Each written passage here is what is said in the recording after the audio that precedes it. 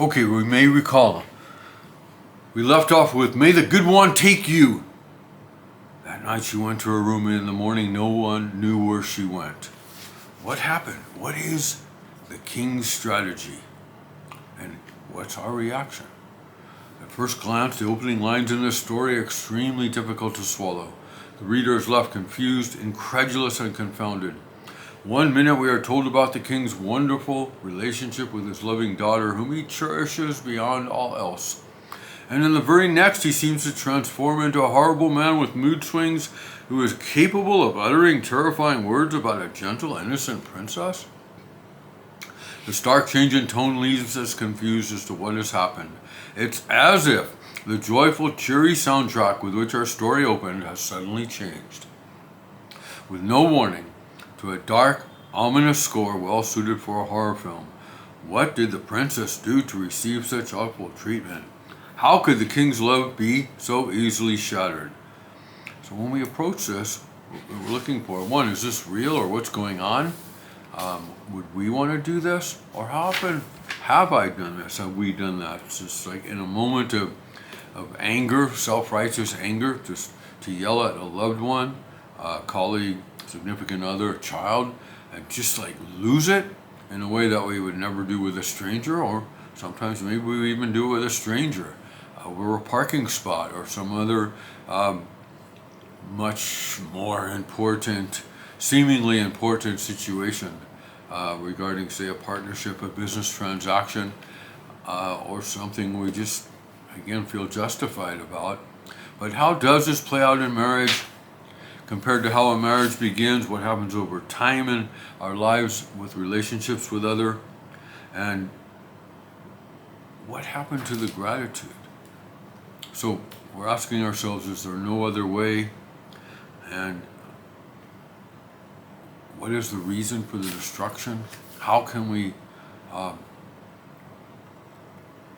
find within us the secret to a contented life where we stay close? Or what is the purpose of the sort of concealment that Hashem seems to do by sending her away? These questions become even stronger when we look toward the Nimshal. As we learn, the king in the story represents Abba Shamayim, our Father in heaven, the King of Kings.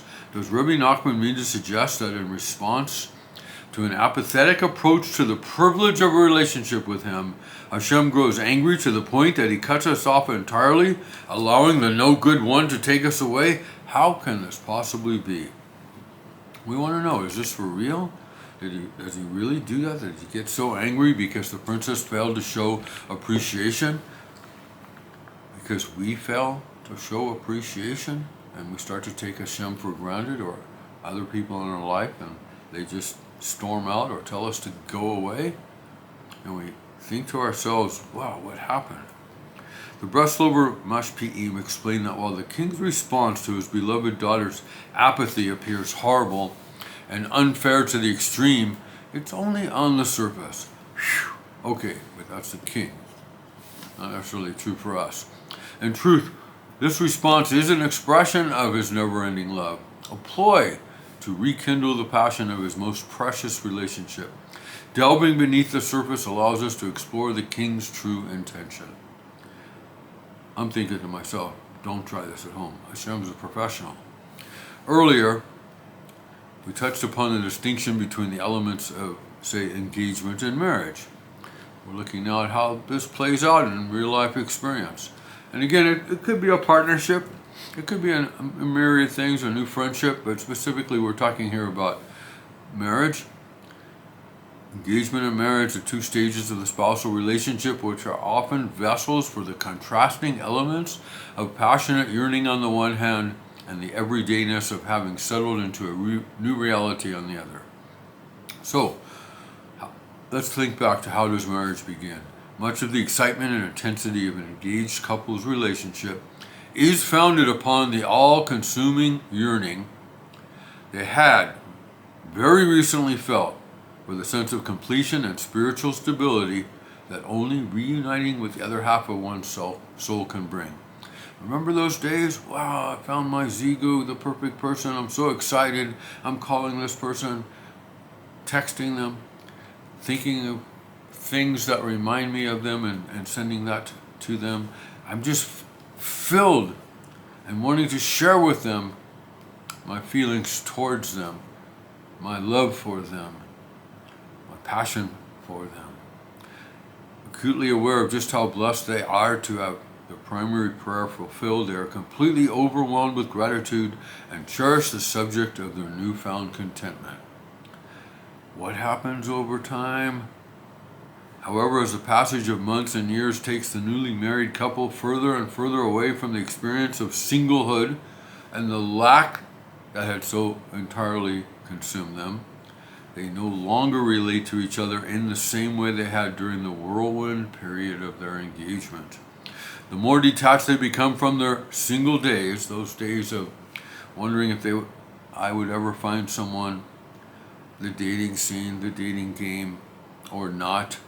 The more detached they become from their single days when the pain over the absence of companionship was constantly at the forefront of their minds, the more they take their new status quo for granted and the less passionate they are about their relationship. So what is the key then? That's what we want to really know here. What's the key to preservation? This will play out here in our world as well as in our spiritual world and our relationship to Hashem. Thankfully, this model isn't at all an ironclad rule. While admittedly rare, there are many couples who are indeed able to preserve a spirit of engagement in their relationship that enlivens the day-to-day facets of their marriage with passion, excitement, and intense love. The key to acquiring this kind of marital bond is gratitude. Gratitude is a vessel that preserves, in the present moment, the very same levels of excitement, passion, and desire we felt towards something in the past. When a couple is grateful for one another and constantly express their thanks and appreciation to Hashem for having given them the ultimate gift of compassion and completion, they remain bound to their past experience of lack and the yearning it fosters even while experiencing its very fulfillment. As a result, the spirit of newness, excitement, and desire never leaves them. This is gratitude. It pays to write it down. Here's our homework. Rabbi Nachman stressed the importance of preserving the feeling of engagement in Avodas Hashem. I heard that Rabbi Nachman once said the main thing is to hold on to the feelings one has when he starts serving Hashem. When a person makes a start, he's filled with tremendous enthusiasm. One should make every effort to retain this initial enthusiasm for as long as possible. Why gratitude? So, this initial enthusiasm, my sponsor said, I'm getting married. So, he said, rather than me thinking to myself, this one's going to last forever, how about if I just take it a day at a time? What can I do today to make sure that if I've done anything to hurt someone's feelings, that I am, as soon as possible or immediately if possible, make my amends? I'm sorry. Is there something that I can do to remedy the situation? And two, continue to connect to Hashem so that I stay grounded, so I embody the kinds of experiences that I'm looking to share. We know that Hashem gives only good. That's what we are here to give to that significant other in our lives. And finally, everything that I've been gifted with in my life, or what I'm grateful for, how can I pass that along? So, why gratitude? Of course, the gift of gratitude and its special qualities extend far beyond the realm of marriage to all areas of life. No matter what it is that we are truly grateful for, we are sure to experience that thing, experience, pleasure, or circumstance in a significantly more desirable manner. So, this is the gift of gratitude. In other words, our connection can increase Far more than merely representing a positive trait, gratitude is a wondrous key that unlocks deeper levels of quality, depth, and desire in all areas of life, immeasurably enhancing our relationships with others and the wondrous goodness that surrounds us at all times in the evening, morning, and afternoon. We can naturally ask ourselves, why the Bruchot? Why the Shemona Esrei 3 times a day?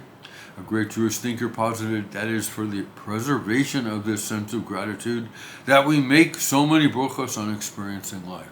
Last week's we spoke in the Parshas Esav about Akev about 100 blessings, finding ways to say 100 blessings a day. No routine of the social, physical, or physiological order must dull our sense of surprise at the fact that there is a social, a physical, or a physiological order. We are trained in maintaining our sense of wonder by uttering a blessing before the enjoyment of food. Each time we're about to drink a glass of water, we remind ourselves of the eternal mystery of creation. Blessed are you, by whose word all things came into being. A trivial act and a reference to the supreme miracle. Wishing to eat bread or fruit, to enjoy a pleasant fragrance or a cup of wine, on tasting fruit or grape juice. Wishing to eat bread or fruit, to enjoy on tasting fruit in season for the first time, on seeing a rainbow or the ocean, on noticing trees when they blossom, on meeting a sage in Torah, or even in secular learning, on hearing good or bad tidings. We're taught to make His great name and our awareness of Him, to invoke His great name and our awareness of Him. Even on performing a physiological function, we say, blessed are you, who heals all flesh and does wonders. To what essential goal? This is one of the goals of the Jewish way of living, to experience commonplace deeds as spiritual adventures, to feel the hidden love and wisdom in all things. So how might we bring that into our relationships?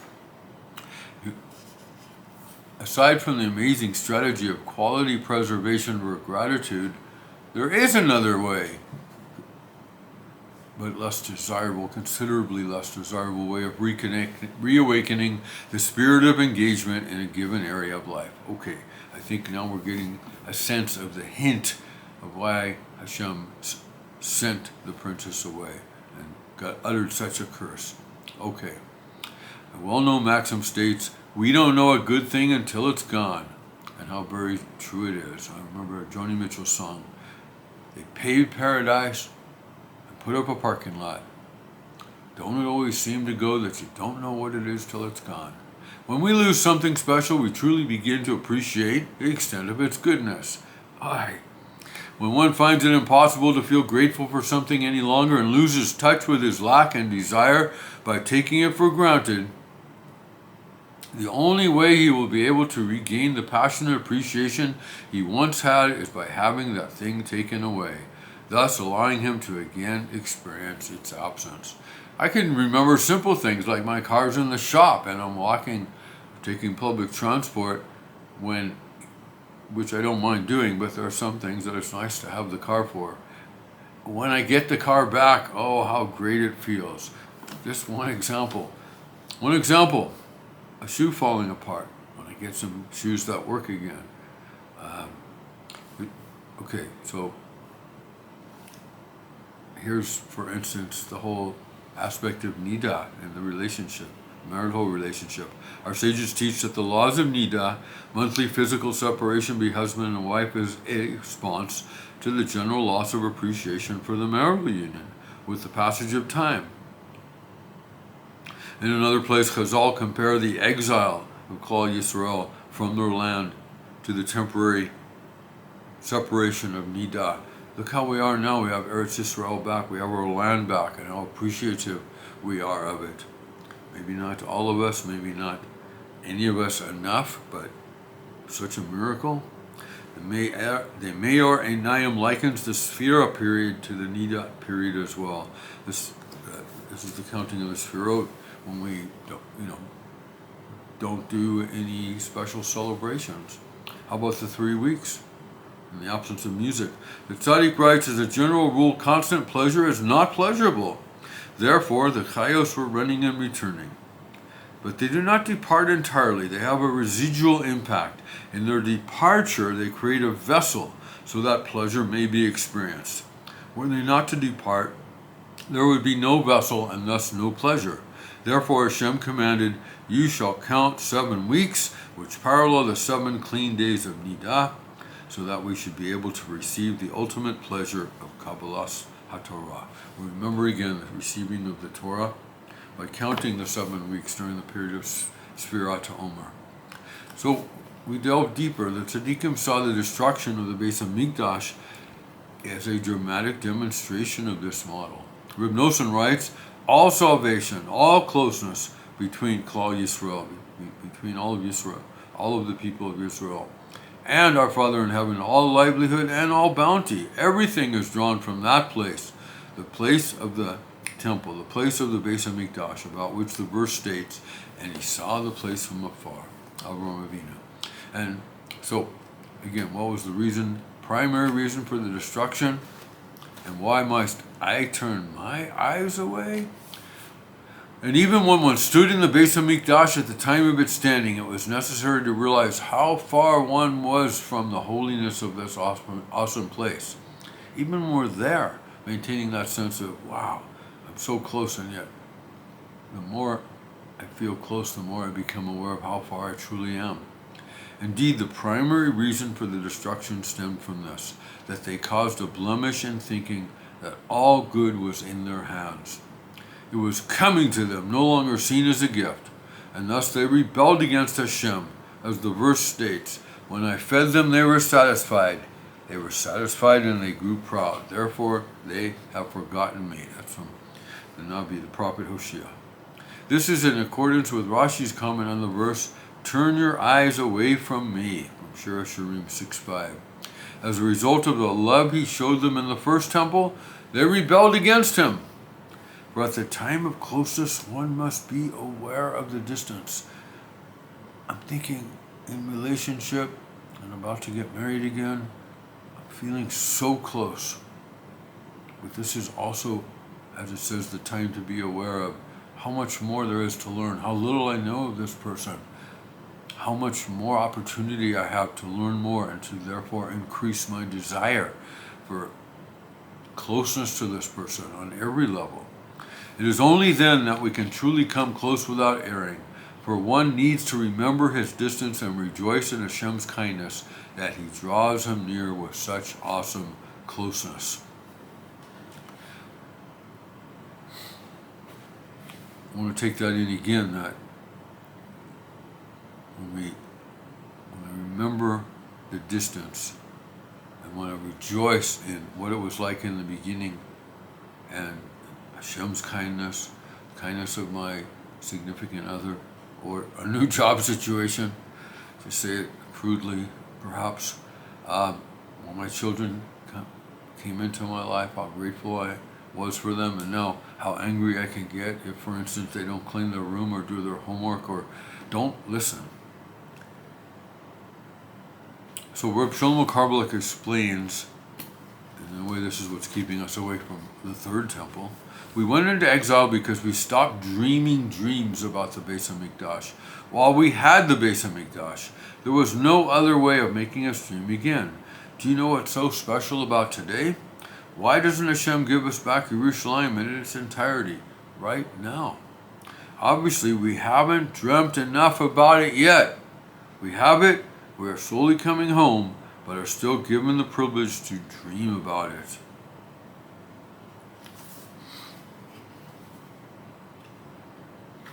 So, when Hashem returned the captives of Zion, it was as if we were dreamers, from Tehillim 126:1.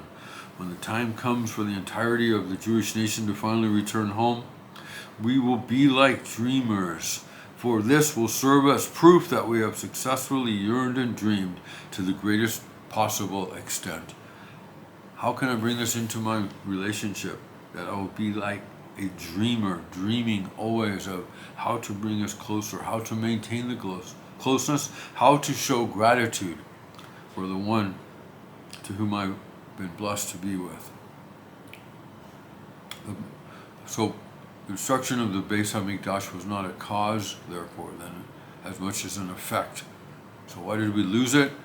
The true cause was that we lost touch with the preciousness of the Beis Hamikdash. It became such a concrete part of our reality that we took it for granted and began acting in ways that reflected our obliviousness to the presence of Hashem that rested among us. In response, Hashem took it away from us, not as a punishment, but rather to enable us to regain the all-important yearning, excitement, and passion which is so dear to Him. From the story, the daughter was very precious in His eyes and He loved her very much. He spent much time rejoicing with her.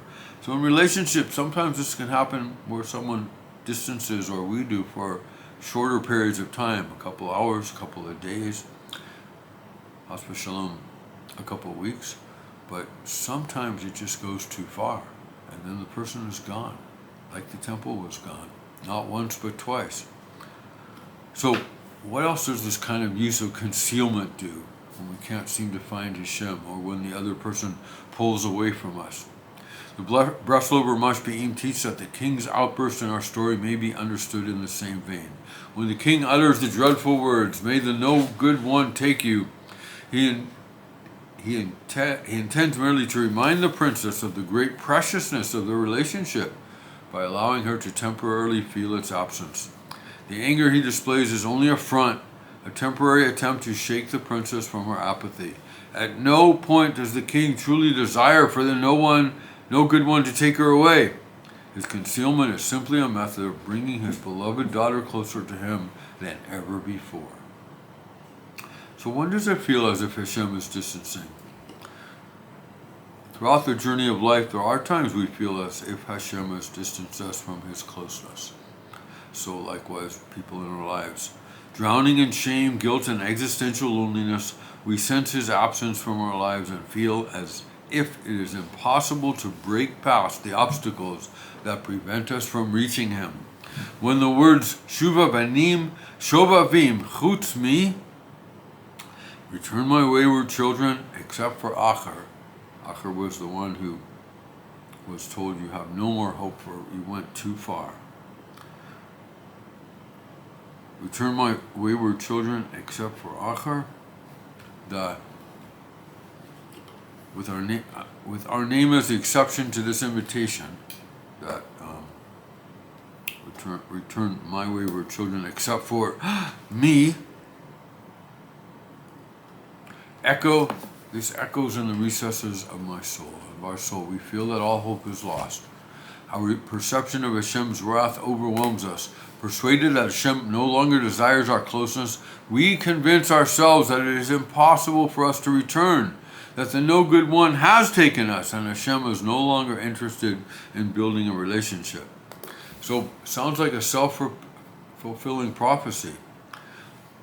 And what is the source? Regarding the episode referred to in the previous footnote, Rabbi David Bashevkin writes, Acher is convinced that he is hopeless. A cursory reading would suggest that he has good reason to believe so.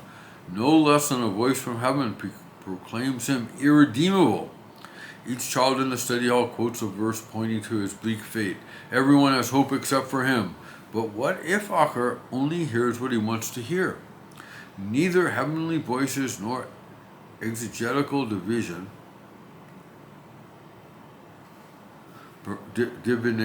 provide definitive judgment.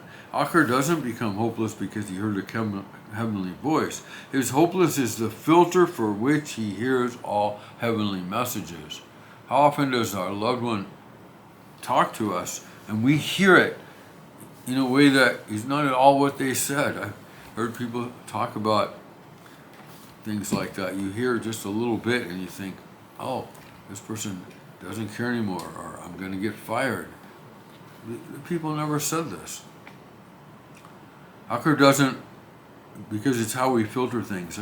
Heaven does not reject Acher. Elisha ben Abaya, that's who the person, the real name, his real name, he rejects Acher.